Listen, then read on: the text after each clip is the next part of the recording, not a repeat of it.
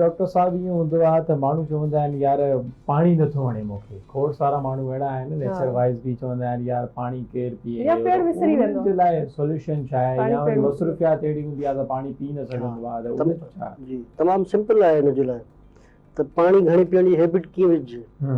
असांखे अक्सर डॉक्टर्स खे तव्हां ॾिठो हूंदो पाणी जी बॉटल गॾु हूंदी आहे। जी हा, ठीकु आहे न, पाणी जी बोतल तव्हां गॾु रखो, पाण सां गॾु तव्हांजे हथ में हुजे, ठीकु आहे। त पई हुजे साम्हूं। तव्हां जॾहिं बि अकेला थींदव न, साइकोलॉजिकली इफेक्ट आहे, तव्हांखे उन नर बि लॻंदी त माण्हू सोचींदो छा करे, मतलब पई आहे त वेठो कपी था पाणी पई पीअण, हा, नेचुरल तरीक़ो आहे। हाँ इहे त हैबिट थी वञे पाणी पीअण जी। ठीकु आहे। पाणी पीअण तमामु ज़रूरी आहे, तव्हांजे किडनीज़ जे लाइ बि ज़रूरी आहे, गर्मी में तमामु ज़रूरी आहे, छाकाणि जो डिहाइड्रेशन थी वेंदी, उन सां ॿिया सारा बॉडीज़ ते इफेक्ट थींदा। उन्हनि कॉम्प्लिकेशन खां बचण जे लाइ हिकिड़ो सिंपल आहे, पाणी पाकिस्तान में सभिनी खां सस्तो बि आहे। मिनरल वाटर न पीओ पर बॉइल्ड वाटर हुजे, जी हा, उहो बि घरां खणी तव्हां साफ़ सुथिरो पाणी तमामु ज़रूरी आहे। इहो बि असांजे सामान्य नागरिकनि खे यादि रखणु खपे त 80% जेके वाटर बोर्न डिजीज़ आहिनि, अनहाइजेनिक जेको वाटर आहे या साफ़ जेको पाणी न आहे, उन मां थियनि थी पियूं। अच्छा, डाइट जे हवाले सां, खाइण पीअण जे हवाले सां हीट स्ट्रोक में का अहिड़ी शइ आहे जेके माण्हू अवॉइड कनि या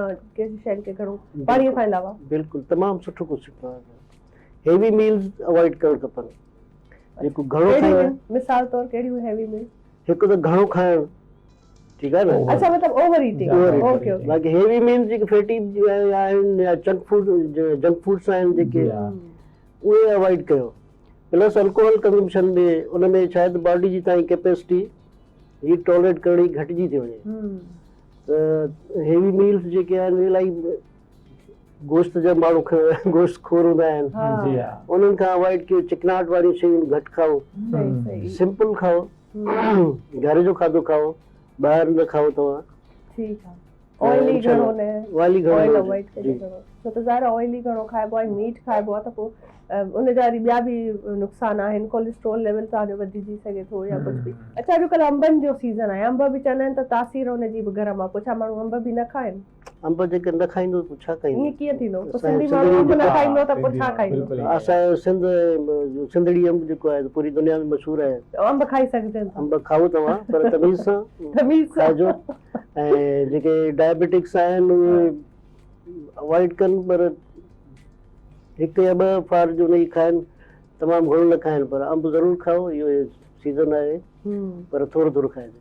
सही सही, बिल्कुलु सही आहे। डॉक्टर साहब, हिकिड़ो सिलसिलो इहो आहे त गर्मीअ वधण जी वजह सां इंसानी टेम्परेचर बि डिस्टर्ब थी वेंदो आहे, त यूरिन में बि असां ॾिठो आहे त कमी थी वेंदी आहे। भले पाणी औकात माण्हू बाज़ औकात ज़्यादा बि पीए थो, लेकिन पसीने जी वजह सां यूरिन में कमी थी वञे, त उन सूरत में इहा का बीमारी जी अलामत आहे या इनखे कीअं सम्झणु घुरिजे ताकि एहतियात कजे? बिल्कुलु, तमामु घणी जॾहिं गर्मी थींदी आहे त स्वेटिंग बि घणी थींदी आहे।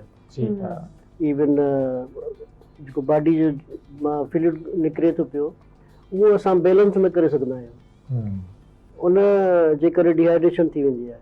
उन जे करे तव्हां यूरिन जो कलर बि तव्हां चेंज ॾिसंदा, कंसंट्रेटेड यूरिन थी वेंदो आहे। उन जो बहितरीनु हल आहे पाणी घणो पीओ। अच्छा, पाणी घणो पीअंदव त डिहाइड्रेशन बि कोन थींदी।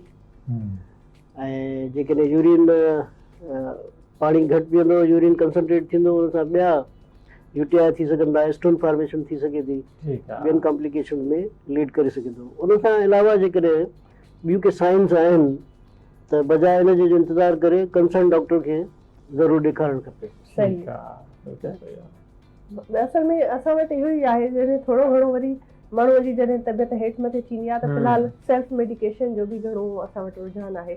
ॿियो कुझु न त भला पेनाडोल जी गोली खाई वठिबी, ऐं जेको आहे कुझु न कुझु का सर दर्द जी गोली आहे, का सॉफ्टन आहे, या कुझु बि जेके बि दवाऊं आहिनि घर में मौजूदु हूंदियूं आहिनि। त छा इन हवाले सां तव्हां छा चवणु चाहींदव? घर में जेका सेल्फ मेडिकेशन आहे, इन जो जेको ट्रेंड हले थो, तमामु ग़लति ट्रेंड आहे इहो।